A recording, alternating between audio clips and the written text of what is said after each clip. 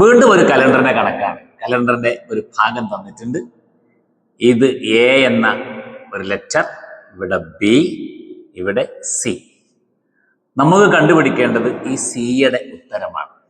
ഒരു കണ്ടീഷൻ തന്നിട്ടുണ്ട്.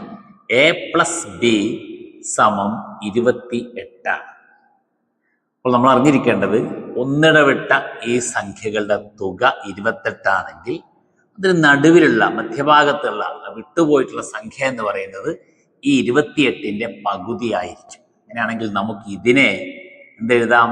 14 എന്ന് എഴുതാം. 28ന്റെ പകുതി. ഇത് 14 ആണെങ്കിൽ സി എന്ന് പറയുന്നത് ഇതിൽ നിന്നൊന്ന് കുറവായിരിക്കില്ലേ?